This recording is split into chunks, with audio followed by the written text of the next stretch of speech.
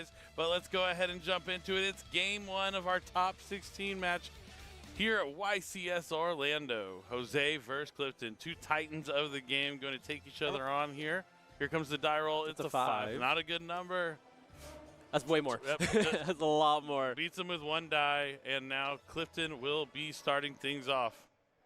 I think this matchup, I mean, die roll is obviously always going to be important in most Yu-Gi-Oh matchups, but this one, it can go either way. Both decks are designed to play into each other really well. Lots of interactions from the hand. You really don't have much to worry about, and that normal summon sword is one of the worst starts here. So I think Jose is pretty happy to see this as long as he has any way to interact with it. Yeah, there's a lot of different ways to start your turns off. Normal summoning sword usually means you don't have any other option, and that is why Jose is going to go ahead and let infinite and permanence rip from the hand. But next, Clifton's going to discard Fiendsmith Engraver. Still has plays here. Engraver's going to be able to add a Fiendsmith Spell Trap, going to grab the Fiendsmith Tract, activating Track now. Going to be able to add a Light Fiend from deck to hand. Likely going to be that Fabled Lurie. The players did re-sleeve here in top 16. That's why you see them having the same sleeves. Fiendsmith Tract's going to discard, add the Fabled Lurie, send it to the graveyard, and then it comes back. That'll be linked away for Fiendsmith Requiem, which he can now tribute to special summon a Fiendsmith monster from his deck. But now this is going to cause Jose to consider his options. Oh, he has to summon the Lacrima from his hand. Ooh, that is a little painful, but I think pretty considerable position here.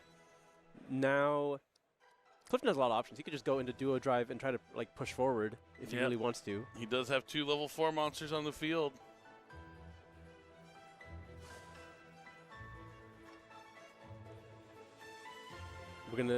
Looks like we are gonna forego the rest of the Fiendsmith part and go straight into the Duo Drive. Someone okay?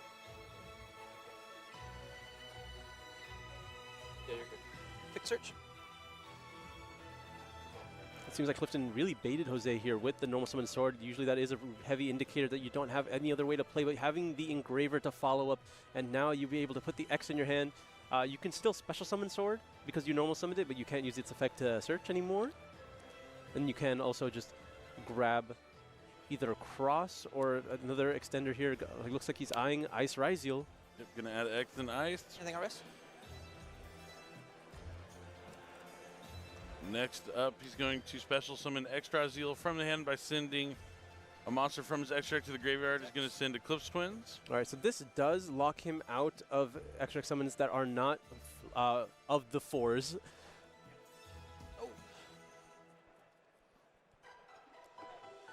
X is going to add Node Raziel.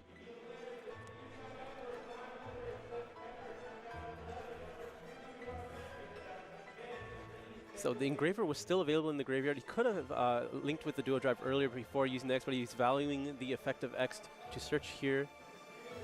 Already having the Ice in hand as well.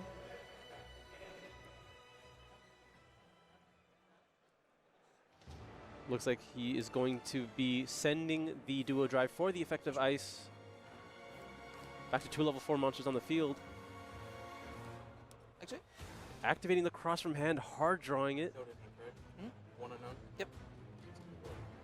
All right, now Jose's going to consider his options. If he has a monster effect he wants to use, he wants to do it before an Xyz hits the field. But nothing here. It looks like it was a lone infinite impermanence. Was really hoping hitting the sword was going to be enough here.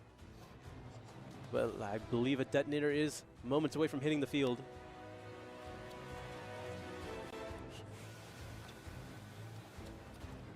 Well, Clifton really considering it. He seems like he's not sure. No, but there is the detonator. Maybe considering positioning as well. If he wants to leave it in attack mode, just in case he needs to play around something along the lines of Bestial Druid Worm. Yep. On summon, Detonator can attach a monster as a material from the graveyard. He's going to attach that Eclipse Twins.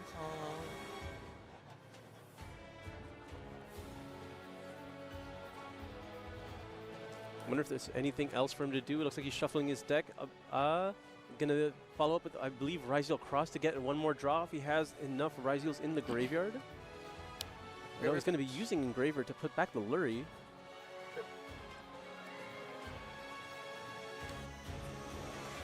Someone okay? Effect Requiem. Now he's going to equip Requiem to Engraver. Special. That's just something to node. Oh, gets a free send here. Okay, so he gets to extend even further, summon back the Sword Ryziel.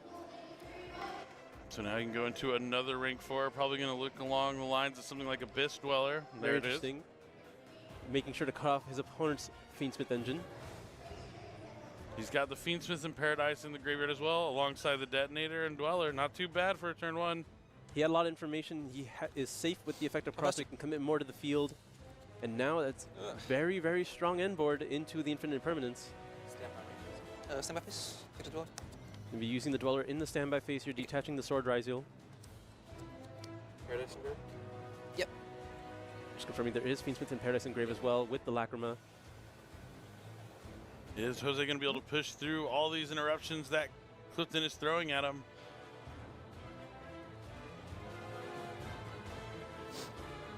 It seems like he has a lot of engine in his hand. He didn't have any interruptions on the previous turn, so he has to potentially navigate through with a hand full of ways to play. It's definitely possible. So we're going to start off with Ice Ryziel. Looks like Detonator is chaining to destroy, and likely we'll see Cross negating its effect as well.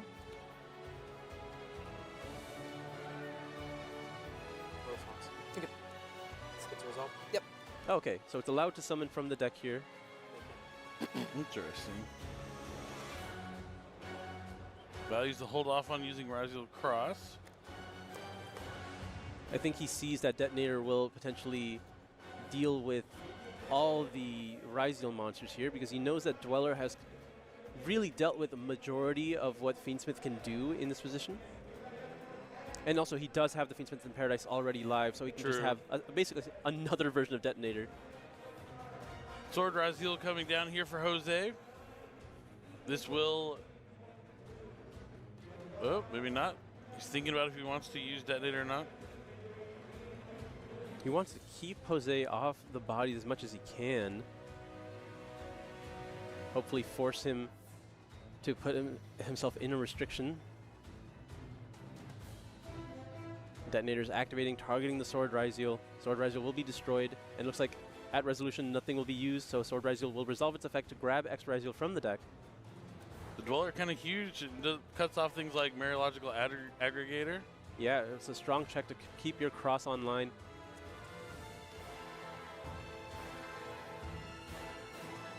Jose still has plenty of cards in his hand, but has committed his normal summon already.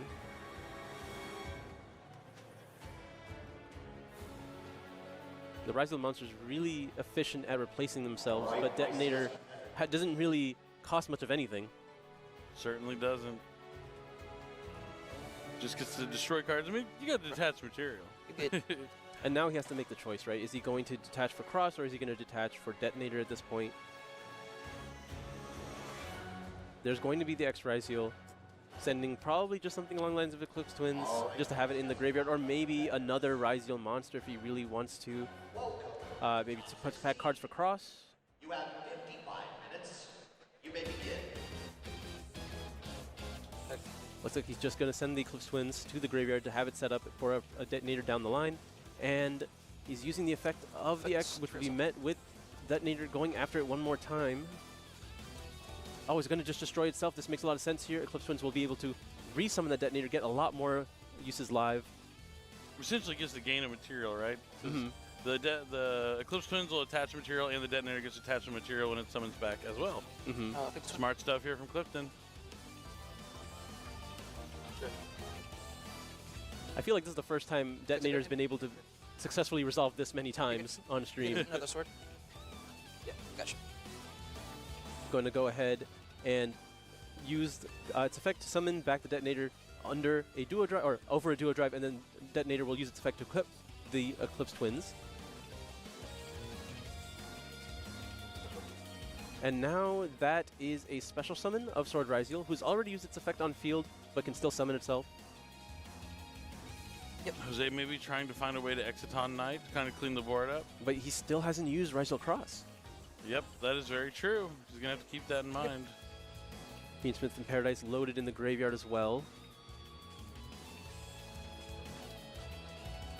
How many more pushes does Jose have? I mean, Clifton clearly knows he's playing the exact same strategy. He knows what he can do with those cards, so he just has to play into his outs here, make sure there's no opening for Jose.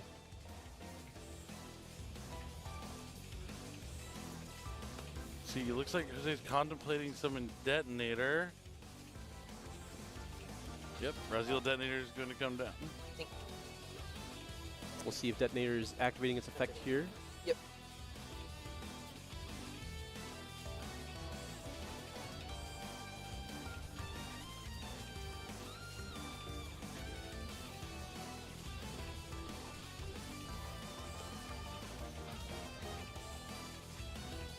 This is a tough spot for Jose. Is he still considering activating the attach effect on summon? Is that where we're at right now? I'm not sure if he's considering the attach or if Clifton is considering using the Fiendsmith in Paradise as well. True. You're good. Clifton opts out of the Fiendsmith in Paradise.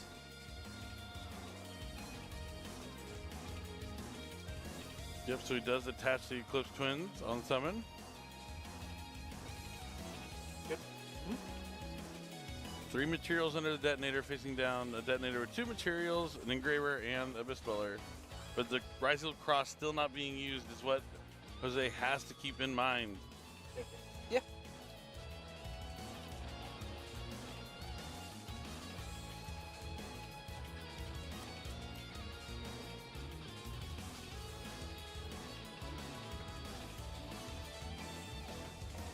Jose really considering his options here. He's pretty limited at this point. There's only so many extenders that you can use. He's used the effect of X from hand. He's used the effect of Sword from hand. He's normal summoned Ice. So he has still the effect of No to special summon himself and the effect of Ice to special summon himself. Ooh, the surprise Raziel Cross from the hand. That's not bad. Both players having hard drawn the Raziel Cross here. Yeah, it's always a little scarier when you don't see it coming. One in hand.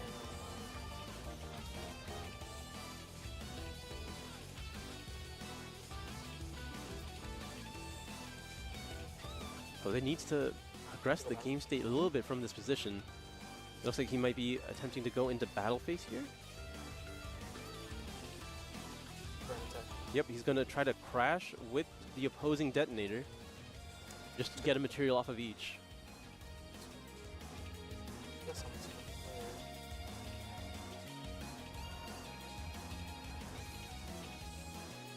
It seems like he's going to detach to protect his detonator. Clifton will detach Duo Drive to also protect his detonator from being destroyed. A little stalemate there. They get to stare at each other for a while. Where do we go from here? It's tough. It's a tough spot. Jose looks like he has a few other monsters in his hand potentially. Looks like in main phase 2 he's going to activate Raziel Cross to try and put 2 Raziel monsters at the bottom of the deck to draw a card. I think that does merit a detonator at some point. You really don't want the cross on the field. But this is the interesting part. You allowed cross to resolve, so now it's a negate is online. You probably just have to let this go through. Nope, it looks like he's going to use the effect of his detonator here. check cross. Yeah, so now at resolution, he can just protect it by detaching a material from the detonator, right? If he so chooses to. Protect it with... Like, he could just negate the effect of the opposing detonator with cross. Oh, yes, yes, yes. I see what you're saying.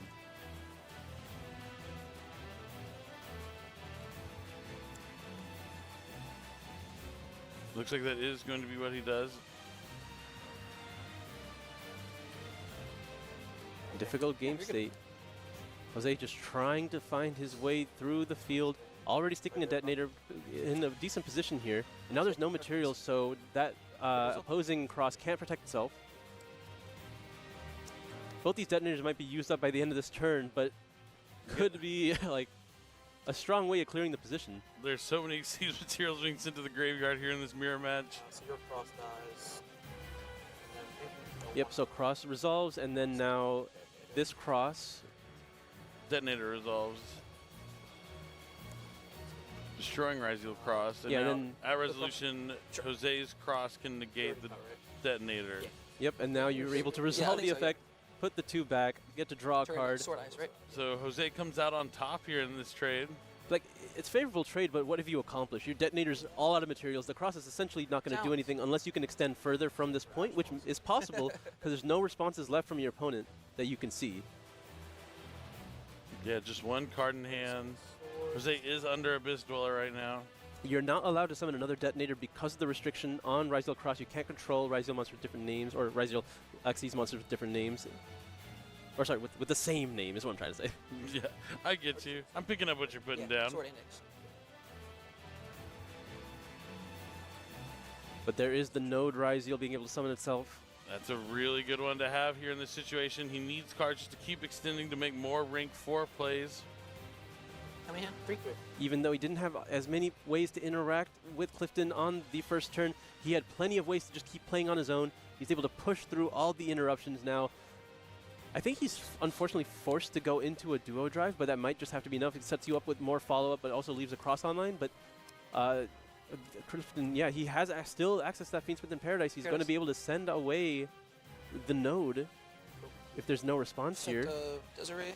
If Desiree is going to go after the node, and if Clifton gets his turn back, he has plenty of ways to keep playing. He does have a Light Fiend in his graveyard still. It's on the field even. Yeah, I was wondering maybe he didn't have one because the Engraver's there, but They're going to be putting back the Requiem. he'll be able to use that next turn. He's going to try and send Node to the graveyard. Very, very complicated turn. Jose's really trying his best to navigate through all the interruptions that Clifton put up. But he might just fall short. He might get through every interruption, but not pose enough of a threat to stop Clifton from just taking the game on his following turn. Because he's already in main phase 2. There's really nothing else that you can extend with an Ice Ryzeal. It does not do enough here. Hail Mary Monster Born, Soul Charge. This reminds me of just like Burning Abyss mirror matches almost. Yeah, like the game doesn't end instantly. It's just about accruing advantage, getting through all the appropriate interruptions, and then finding your way to the next turn. And now it is Clifton's turn. He has drawn his card, looking at his graveyard here, seeing which way he wants to start. Likely going to be with those Fiendsmith cards. Likely trying to find a way to put Lacrima back on the field, if anything, just so you have all level 4, so then you can go into X.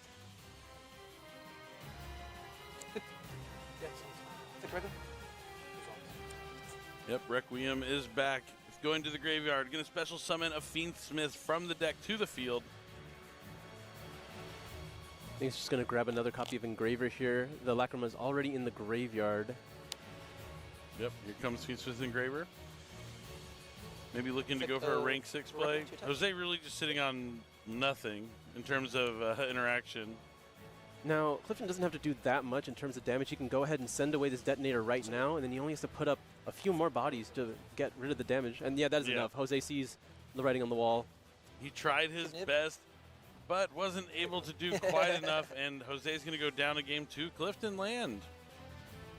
I think all it takes is just one mistake from Clifton there, and he's able to sneak away with that game. But Clifton knew exactly what his opponent is capable of doing with that strategy. He knows what he needs to be aware of, and just he played it safe, and he made sure to take care of everything that he needed to. Yeah, the interactions with they both had cross, and they both had detonators that were all like going off at the same time. It looked like there might have been a small window of opportunity for Jose, but that Fiendsmith in Paradise lying in wait in the graveyard really sealed the deal there for him, because he used all of his extensions, and he just had that extra one point of interaction from the graveyard that really was able to take down that node, which could have represented another rank 4 potentially that would have gotten Jose. But also playing under Abyss Dweller during that turn, tough.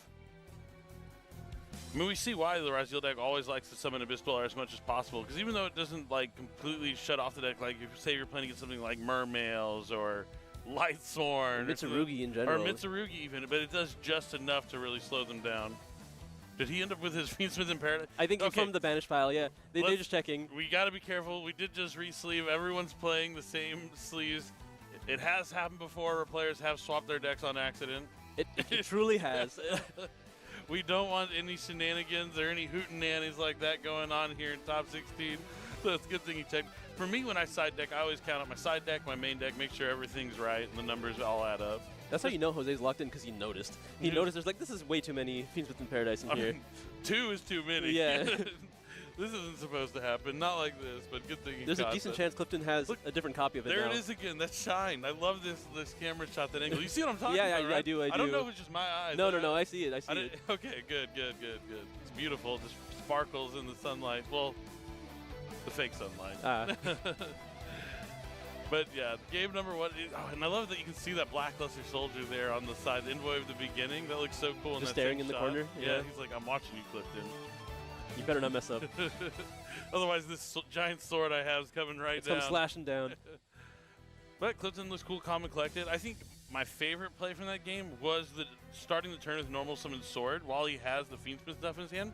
Because, yeah, most players are going to be like, oh, normal summon sword, his hand must be bad. I'm going to try and stop that. But really, that's what he wants you to do. And that's what separates the good from the great players, is you want your opponent, like you want them to think a certain way, and you tell a story with the way you play your cards to where you want them to perceive you're doing something, but you actually have a complete ulterior motive. Yeah, so Clifton really was able to take advantage, given he was going to have to normal summon the sword at any point in that turn, no matter what. That was the only way he was really going to be able to access the Rise Yield portion of his engine.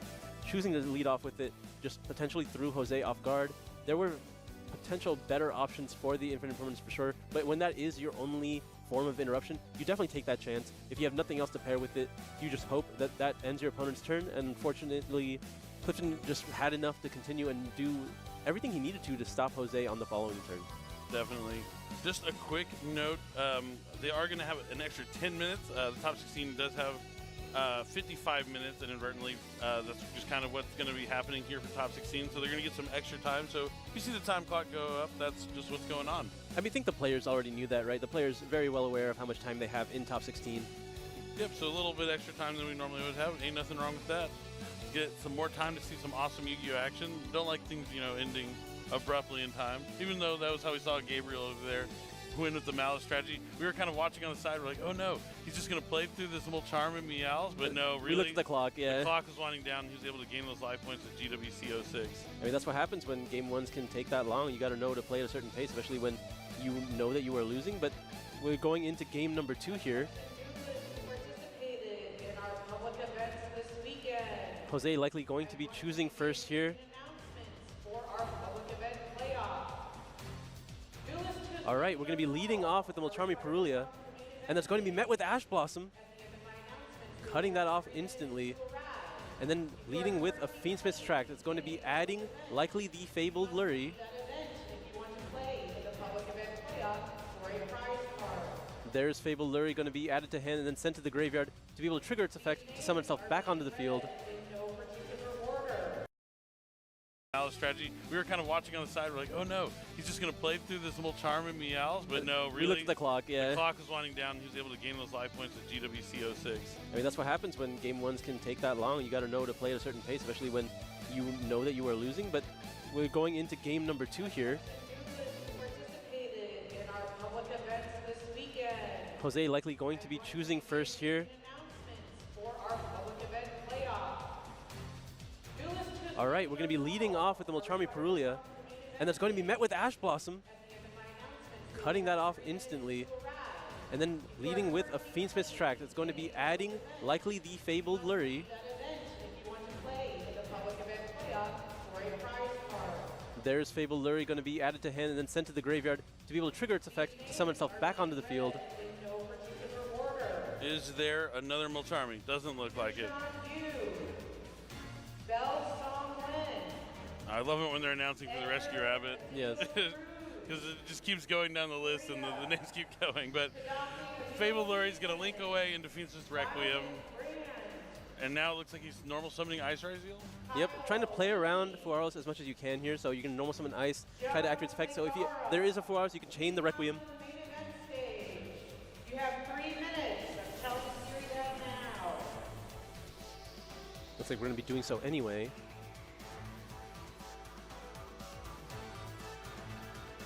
I can hear myself think again. Nice. Requiem is going to bring out Lacrima, the Crimson Tears. Ice is going to summon Extraziel. Going to go ahead and chain block a bit there. The Lacrima will send Fiendsmith Engraver to the graveyard. Extraziel will add a node. Yeah. Now, where to from here? Are we going to prioritize having access to Caesar, or are we going to go for sequence? It looks like we're going to be starting with a rank 4 here into duo drive with the 2 Ryzeal monsters.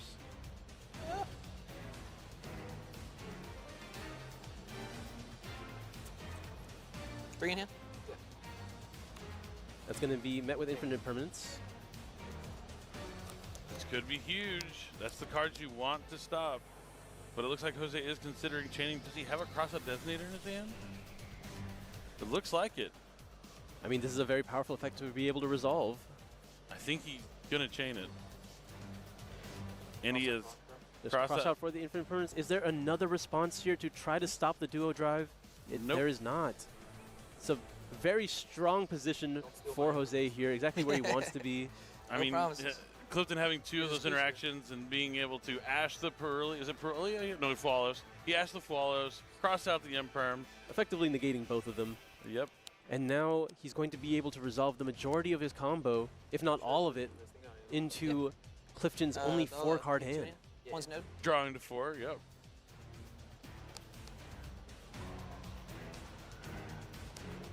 Considering his options, getting the cross here, I think he already had the node that we saw. And an X as well, so he already has sword, I imagine. X cross. Lots of ways to extend from the hand here, and once you're able to set up the sword, you can pretty much do anything. We're going to be linking away with the duo drive and the Lacrima likely into sequence. Yep, there is a sequence. Does he? Is sequence immediately activating its effect? Clifton Land, the Midwest Master, checking the graveyard of Jose. The Northeast Duelist. I'm wondering where you were going to go with that one. I was trying. I was like, I usually just let it flow and hope something comes to me, but that one was tough. Northeast Nuisance? No, I'm just kidding. No, that seems a little rude. That seemed a little rude. Sorry, Jose, you're the man. Attention duelists, I'm looking for Northeast newcomer? Nah, I guess he's kind of newcomer, but he's been doing so. I feel like you make top 4 at Worlds, you lose like all sort of newcomer status, but he's definitely been one of the up-and-coming players who's now solidified himself as a threat to win any tournament. Let's call him the Northeast Beast. Ooh, I like that. Northeast Beast. That's a good one.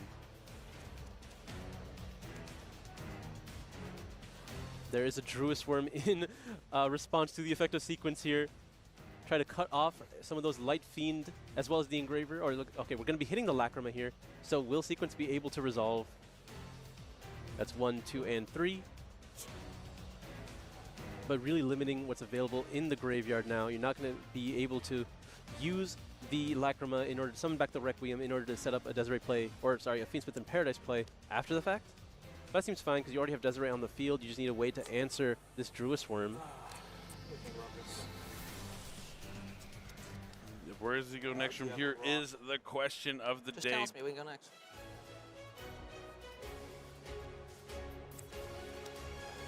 You good? Jose really considering his options here. I mean, they did get extra time, but you know, and he does like to take his time considering all of his options. It looks like we're going to be linking away. For Fiendsmith Agman Day? Yep, this will trigger the Desiree to go after the Druis Worm. And the Druis Worm is going to chain to Agam Day. Agam Day is going to chain its own effect to summon back the Desiree. Well played here from Jose. Very efficient way of dealing with all those interruptions. And now I likely just a special summon of Sword to continue playing Ryzeal, right? That's what it's looking like. And Clifton only has 2 cards in hand, drawing to 3. Oh, a special summon of X. Very interesting. I mean, you already used its effective search, so you got all the value that you needed from it. We're going to send Eclipse Twins to the graveyard. There is the special summon of Sword. This is looking like Jose. Yeah, but I was like, I can't believe Clifton's going to hang around too much longer. I know one of his cards in his hand was Fabled Lure. I can see that. So that's a tough spot for him. But even though he opened up with 3 points of interaction, Jose had the Ash Blossom. He had the Crossout Sheesh, Designator. your hand was nice. Yeah, as we're saying. And all the starters. And he was even able to deal with the Druis Worm while establishing the Desiree. You know, just expert craftsmanship there from Jose. Not only did he draw well, he played it well on top of that. It's a dangerous combination. Yeah, when you have the tools and you know how to use them, that's usually a recipe for victory. Yep, definitely is. You know, Jose looking a little happier after game 2 than he did game number 1, but you got to, you know, focus up because Clifton will be going first in game number 3. Yeah, he's cheesing a little bit. I need him to lock in. Yeah, focus Getting up, a little too Jose. excited here. Focus up. Northeast Beast. Midwest Master. Only one can move on to top 8.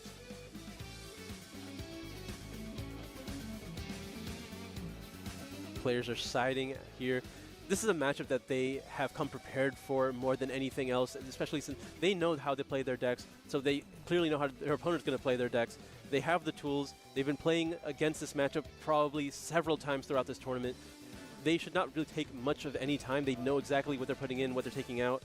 They might make some mind game moves just in case if they want to choose to go second or any of the like, or maybe they just have some knowledge on their opponent's strategy that they can side things a little bit differently, but most of the time you're going to be doing the exact same thing that you've been doing all throughout the tournament. If it ain't broke, don't fix it. Jose being really methodical here, but he's taking a little bit of time. They do have a good amount of time going into this game 3, but this doesn't want to be a continuing thing.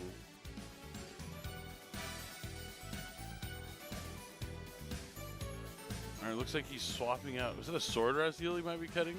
Could be. And this is very typical. If you are playing multiple swords in the main deck, you want to slim down on them going into the a game where you are choosing second, or not choosing second, but where you're forced to go second. You want to have as many ways to play, but also have as many ways to stop your opponent, and sword is the most cuttable of those. Sword, cuttable. I like it. I like where you're going. Thank you. Look, Clifton doesn't look amused. Looks like he is ready. He always seems to have like kind of a stoic, never too excited, never too sad, just right there in the middle, which is where you want to be when you're playing. The more emotions you have, the more complicated the game can get. But it looks like they're shuffled up side deck. The hands are drawn. And this is going to be the final game for one of these duelists after a grueling weekend here at YCS Orlando. 12 rounds of Swiss, top 64, top 32, now in top 16. That's 12, 15 rounds, is round 15? Yeah, they've been going through it. They're definitely in the thick of it. And now we are moments away from finding out who will be our first player in top 8 of YCS Orlando. I love that banner in the background featuring so many iconic cards. And then, of course, speaking of iconic cards, the beautiful trophy featuring another Versalaria, the current prize card. But let's do it. It's time to duel. It's game 3 here in top 16, YCS Orlando. All right, quick handshake from the players. Clifton's gonna ready to start this game off. Big dice. Oh, that is the most tried and true start for this deck. Gonna be met with the Ash Blossom. Okay, and then Special Summon Sword from the hand. That's tough. So it's not the end of the world. That means you're not going into the Fiend's Fifth part of your deck, but you are able to continue entirely with the Ryzeal portion. Gonna add extra zeal. Going to be sending the detonator in order to summon itself, and then going to be using its effect, likely adding Node Ryzeal here. There it is. Things are looking good for Clifton so far. Because especially when you see that Ash Blossom on the Ice Ryzeal, that kind of leads you to believe that might be one of the only interactions that Jose could have, and that's why he just let it rip right away and hope. Especially if this Duo Drive resolves, that would be pretty telling. I mean, this will be what decides the rest of this game. Oh. It's resolving. This is tough. All right, Clifton, now is just the time to lock in. As long as you don't make any mistakes, the game is pretty much locked. Resolving Duo Drive, getting 2 cards for free here. One of the most powerful effects in the entire Ryzeal strategy. Yeah, barring any like powerful side deck cards like Ultimate Slayer or something like coming down. But I don't know. I don't think that'll be the case here in this matchup, unfortunately, for Jose. Duo Drive added a couple Raziel monsters. As well as the Cross. Cross is activated now. We still have the ability of Node to summon from hand. We have the ability to Ice from summon from hand. He's got a copy of Infinite Impermanence. Things are looking good for Clifton.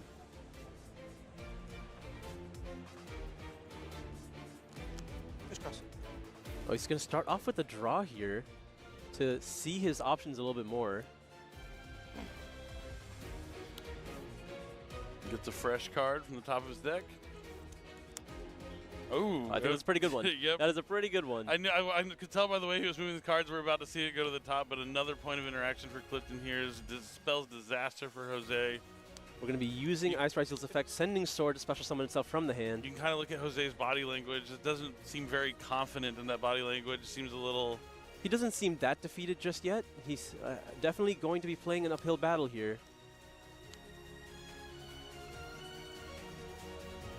All right, now it looks like another overlay is coming down here for Clifton. We'll see if he's going to go straight into Detonator here.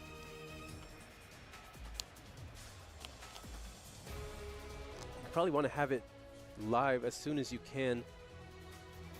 Have not used Node yet, so you can get a Dweller if you want to after the fact. Only card I know currently is Node. Yeah, I mean, the things Clifton is going to be considering right now is like, should I still play around Nibiru, the Primal Being? What's the best way I can do that? Is there a way he can combo it with something to deal with my Raziel Cross? Because the ways that Nibiru can even resolve at this point with Cross on the field would require usually a means that would have dealt with the Duo Drive in the first place, so it's pretty safe to assume that everything from here is going to walk, and then you just have to be prepared for anything that can happen on your opponent's turn. Yep, I think that's where the thought process probably landed Clifton. We're going to be setting one. Yep, just going to make the Detonator, attach material, set one face down, and pass. Yep, not using the Node here because he doesn't want to give up any of the cards that he has. They're all useful extenders here. The Dweller is not good enough to merit getting rid of any of his current cards. Okay, now it's time to see what Jose got. What are you going to do, Jose? This is your moment. Starts with the Fiendsmith track. There is no Dweller, so this could be powerful.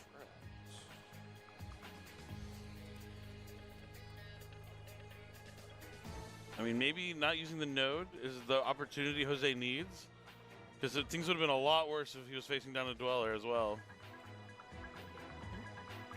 It would have been expensive for Clifton. He would have most likely had to give up The Duo Drive, which effectively takes away either a Detonator Destruction or a Cross Negate. Yeah, I mean, it's basically the Cross Negate, right? He's going to take a material away from the Detonator by doing so. Just for a Dweller, he doesn't know if it's necessarily worth it. So he adds Engraver because he had Fabled Lure in his hand already. Going to be able to use the effect of Fabled Lure now to summon himself from the graveyard. 4 in hand, 1's Engraver. Yeah, you good. Clifton allowing plays to continue here. I think he wants him to commit a little bit more, make sure he can at least stop some of these more important plays before he commits any of his monster effects, to not play so heavily into a triple tactics, either of them. Either of them. Yeah. I mean, the thrust basically can get you talent, so yeah, it makes a lot of sense. He's going to link away his Fabled Lure for Fiendsmith's Requiem. Now Jose has to start trying to pick apart the board. He's shown a talent for it in the previous games. He knows how to maneuver his way through. There's less interruptions than there were game one.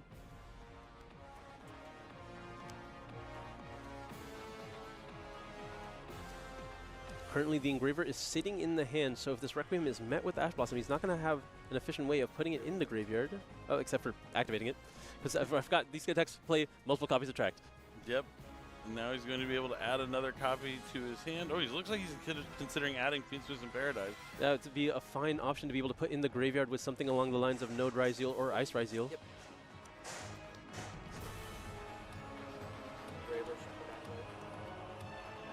Engraver's effect in the graveyard, shuffle back the Lure and special summon itself. I feel like there is no need for a response here.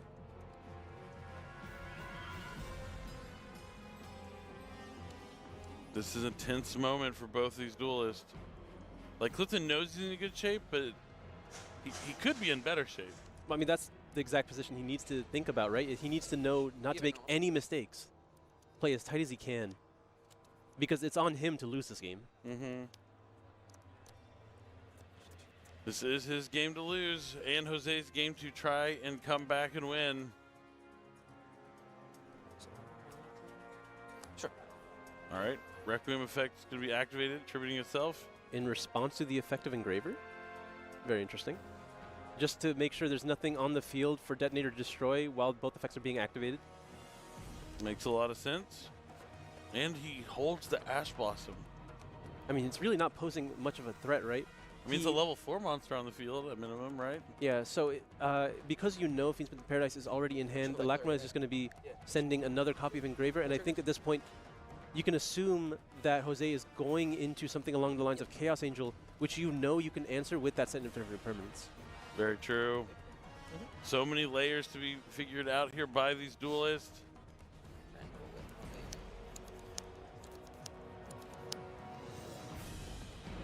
It does look like he is eyeing that Chaos Angel on top of his extra deck there.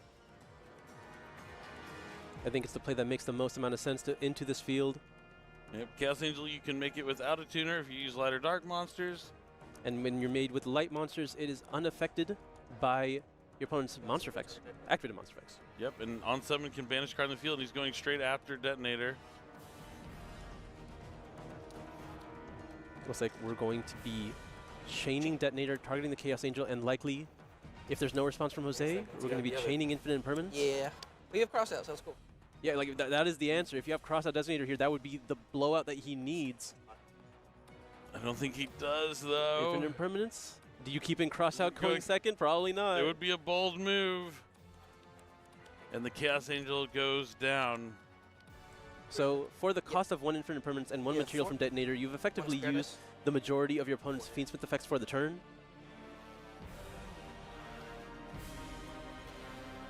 So now there are 4 cards in Jose's hand, one of them being Fiendsmith in Paradise that Clifton knows about, so he has to use the other cards available to him. He still has his normal summon. He does have that going for him. You got to count your blessings.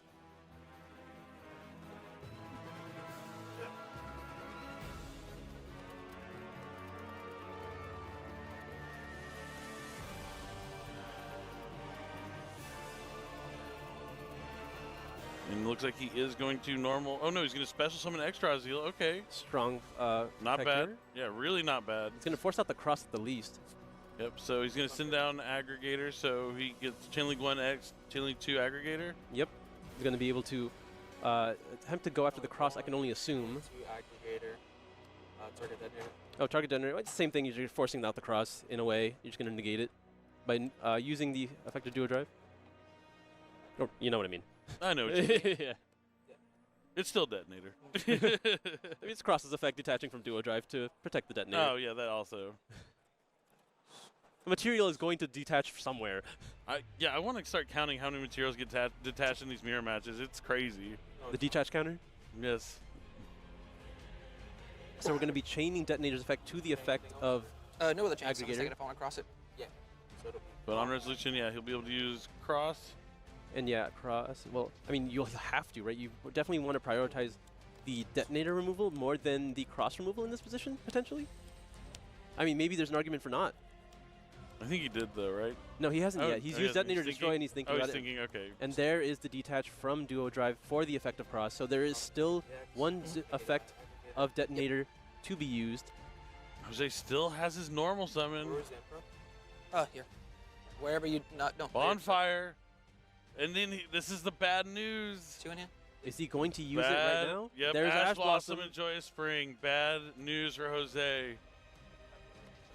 He tried so hard. Valiant effort, but that might be the icing on the cake that Clifton's going to need to win this game. He's going to think about it, but those 2 cards in hand do absolutely nothing. Ash Blossom and Fiendsmith in Paradise are not going to get him there. It's tough. It's been a good run, Jose. You've played excellent, but Clifton might have your number in this one. Yep. I mean, he's looking for any out that he's forgotten about. He can look up and down all around, but the answers just aren't going to be there.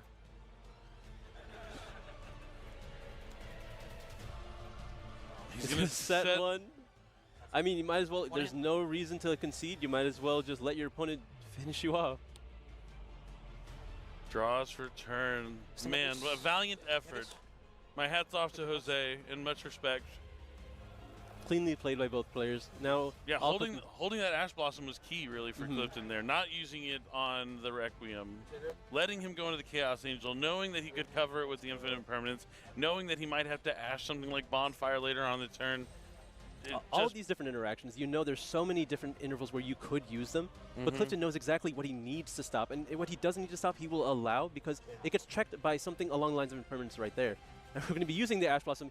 That confirms that the last card is Fiendsmith in Paradise.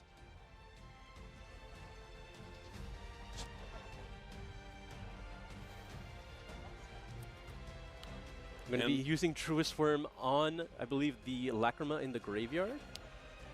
Or, no, I'm just going to go for the aggregator here.